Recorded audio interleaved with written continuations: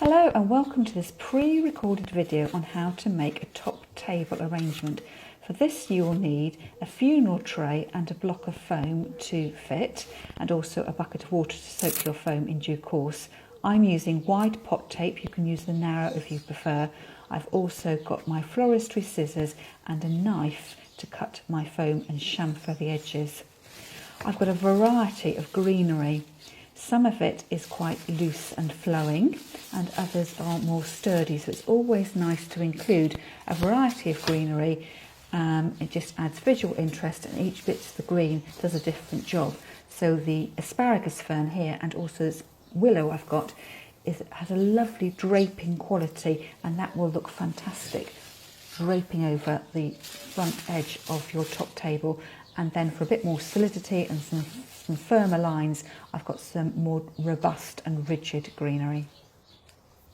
So I'm not going to edit this video, I'm going to film it and narrate it as live. So you can see me here switching out my funeral tray and putting in one of these posy bowls. I'm just being cost conscious really. As soon as I make this arrangement, I'm going to take it apart and do something else with it. So this is for demonstration purposes only. I'm going to cut a third of the block off, and I'm using the bio foam. So if you are using the regular floral foam, your foam will be green. So don't mistake my brown foam for your dried flower foam. This is fresh flower foam, but it's just biodegradable. I'm letting this settle now in a bowl of water. You need to have quite a deep vessel of water to let your flower foam soak into, so it can soak in one go. If you're a bit mean with your water, you'll end up sort of sloshing water on the top and adjusting the bowl to try and get some deep water at one end, and your foam won't take up water, won't be guaranteed to take up water in the same efficient way. So you can see here I'm just letting the foam rest on the surface of my water, and after just a few moments it starts to soak, and you'll see that dark ring of water going through and making that circle at the end, and you know then that your foam is going to be soaked right the way through. There's not going to be any dry patches at all. As you take your foam out of the water, you'll just feel by the weight of it that it's absolutely drenched with water. And I always take my dish to my water in order that I'm not dribbling water across my kitchen floor. So once you've done this bit, your mechanics are ready. You can get rid of your bucket of water and we can get on with the arranging. So I've adjusted the camera angle here so you can see me chamfering off the corners of the foam. It's not a vital step, but I just get in the routine of doing this, taking off the hard corners in order that when I want to put a piece of greenery or flower stem into the edge of my container, I've got a flat surface to do it and not a crisp edge. So I will get rid of those bits of foam and move on now to attaching my pot tape. So I always tape my foam into my container. You just never know when you're going to trip or your arrangement will slide out somewhere, and you want to make sure everything is always firmly secured. I'm cheating a little bit here, you can't see it off camera. I just put one continuous piece of tape. I've attached it onto the bottom, onto the plastic vessel, and gone with these two straight lines across my foam. I don't ever make a crisscross across the centre of my foam, because you can guarantee that the place you want to put your main flower will be just where you've got that double layer of tape as you cross over. You see me leaning across here to sort out my greenery. I've got two draping greenery. So this is actually a willow. I did say in the video with the country style hand-tied bouquet that I thought it was a type of eucalyptus. It's very similar, it's got a glaucous colour to it, quite small leaves, and I'm going to use the willow to create the shape of my arrangement, coming out to the side, to the front, but a very short return. You don't want this arrangement creeping over into what will become the place setting for your bride and groom. So I'm actually going to go in with my asparagus fern first of all, really light, really drapes, and you can see there it's coming over the edge of my table. A word of warning though, when you're making your own top table arrangement, if your greenery is very heavy, and this is a very front heavy arrangement, you may find that gravity pulls the front materials out, in which case you may need to fasten a wire onto the end of your stem, slide the wire end and then the stem, so the fresh stem is in the water of the foam, and then dogleg your wire back to lock it in place. That isn't particularly clear, that description, so I will remind me, if I don't remember, I will come into the group and show you that, and you can see I'm adding in a short piece to mark how high my arrangement will be, and a really short piece at the back. You don't want anything trailing in front of the bride and groom and getting in the way of their place settings, crockery, cutlery and glassware. So this is the basic outline, and the outer wings are equal in length, so you put in one piece of green and measure up on the other and keep things equal, and the two diagonal pieces of greenery are just a way of bridging the gap between the main markers of your greens. And then I'm coming back in with a willow, which, although it's got a woody stem, has still got this lovely arching, draping quality. And I am mirroring the positions that I used for the asparagus fern. So you can see I put the central piece in first, and I've gone out and done the two wings. You then fill in, because you need to cover up the greenery. It should be sort of a continuous semicircle of green.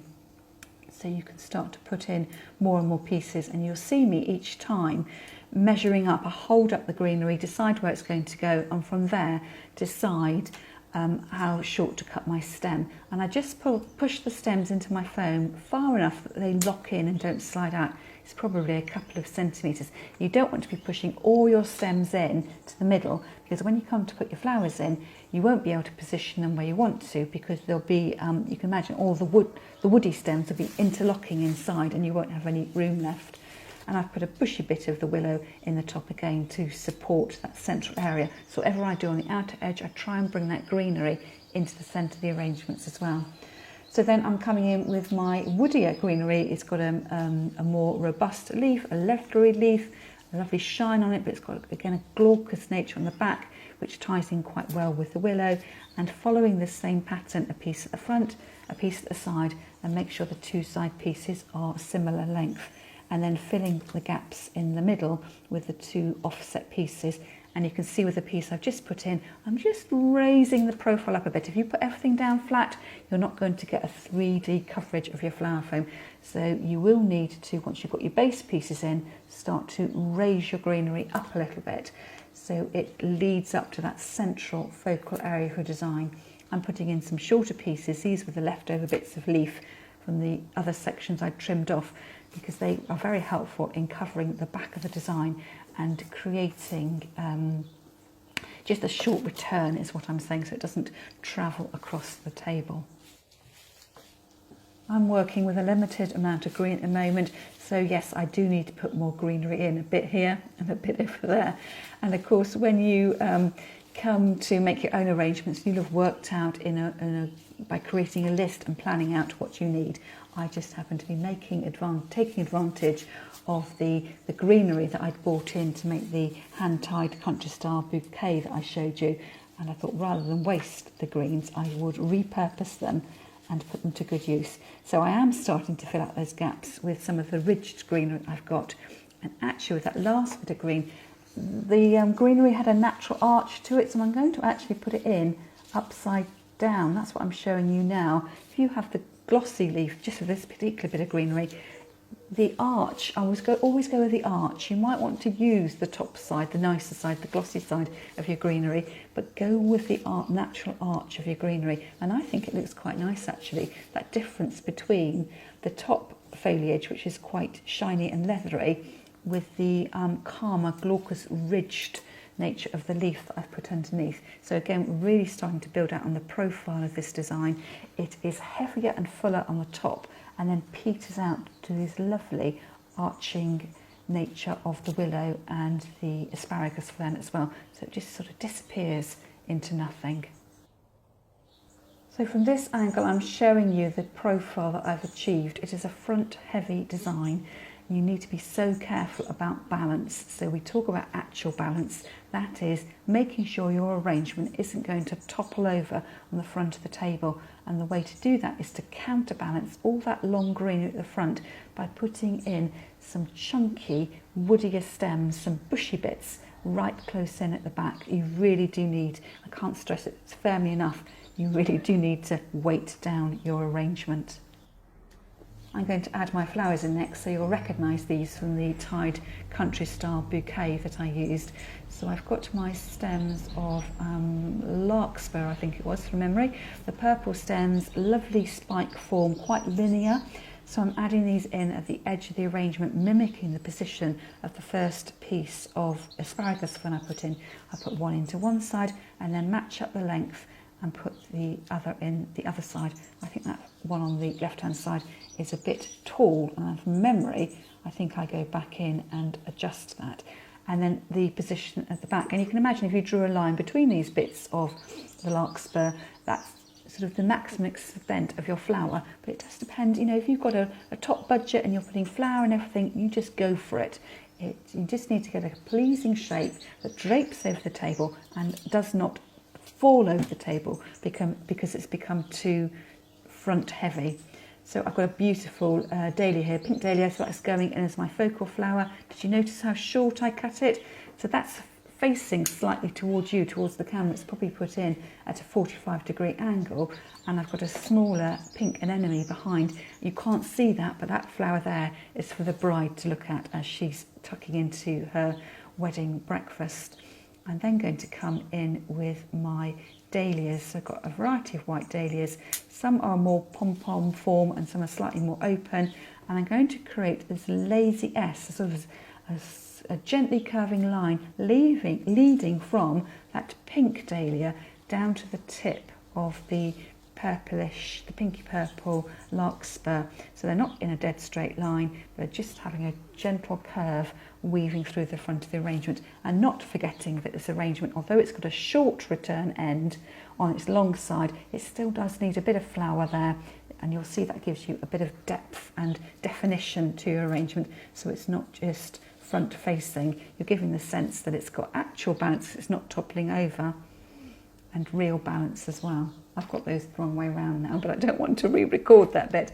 So it looks balanced because of the placement I've got. So that is the visual balance, and the actual balance is making sure it doesn't topple off the table.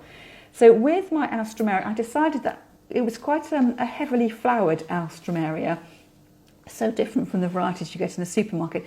So I've cut off the stems. It probably had about 5 stems to start on with. So I'm using the length, but only 2 flower heads. So it's, again, fulfilling those principles and elements of design that you want the bigger flowers towards the middle of your arrangement. And as you progressively move out from that focal area around the pink dahlia, that the flowers become progressively smaller, and that's one way of making a multi-headed flower smaller, by cutting off the side shoots, and I will reuse those shoots higher up into the arrangement. So I'm coming back in now with my contrasting flower, the spike of the blue eryngium, and can you see that as I push the flowers in that the arrangement rocks? You can see me becoming conscious of the actual balance. And while I'm making the arrangement, I do a small cheat, and I put a floral pin, a heavyweight pin holder in the back, just to weight it down, because I'd run out of greenery by this stage. Do not do that for your real arrangements. Put in your heavy woody greenery at the back to make sure you don't get anything toppling.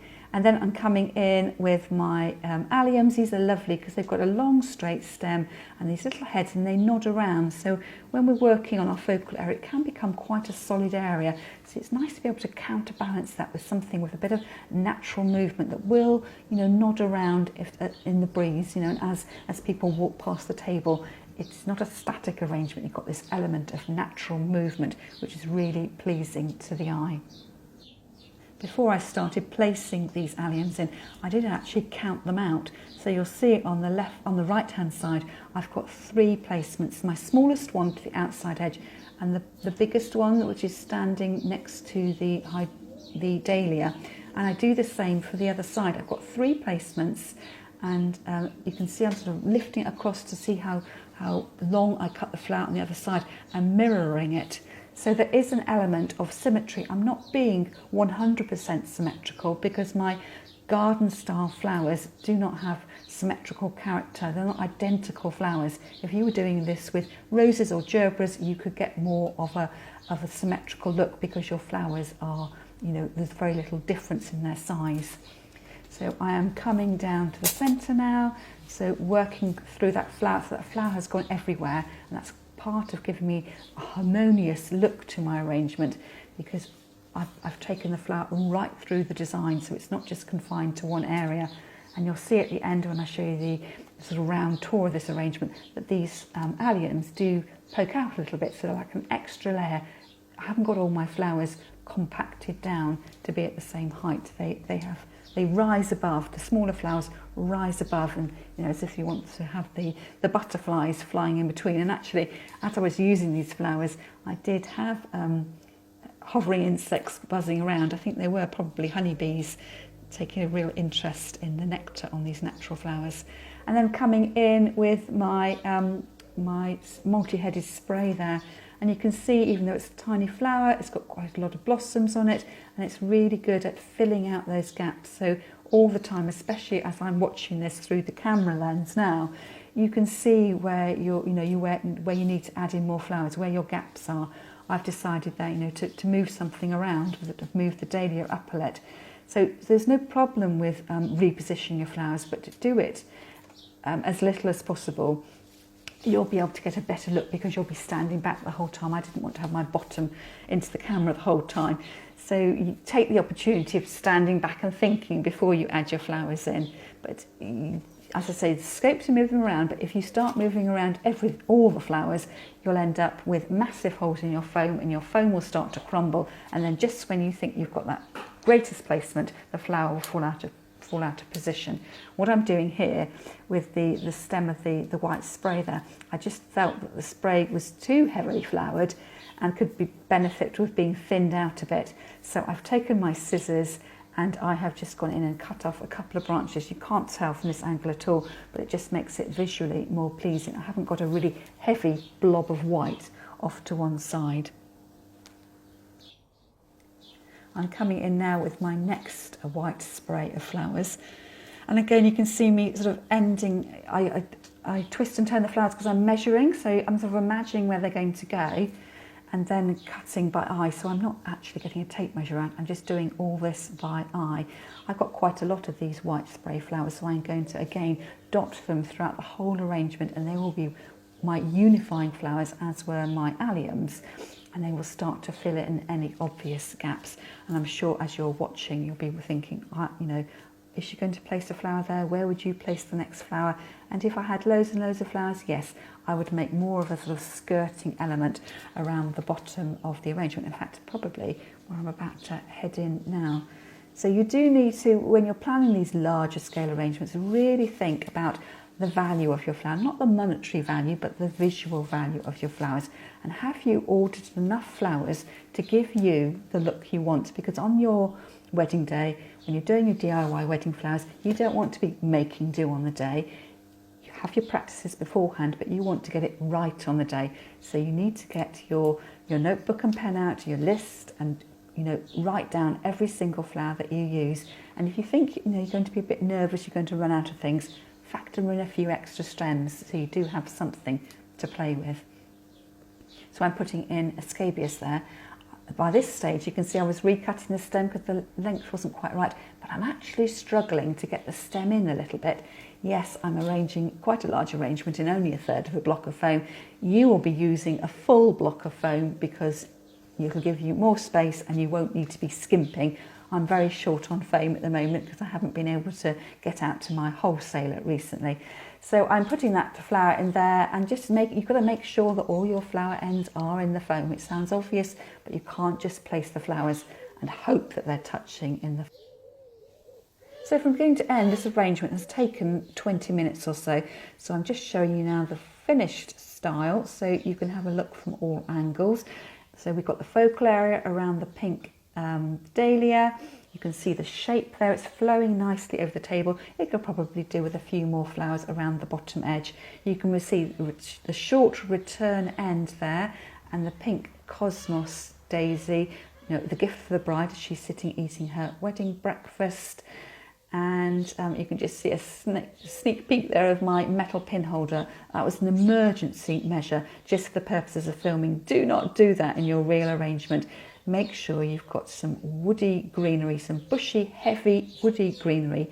You can put a few short stems in the back, and that will be sufficient to hold your arrangement flat, sturdy and balanced on your table. So I hope you've enjoyed that video. As ever, do leave comments, and I will come and pick them up as and when I'm able to. So I will sign off now and catch up with you next time.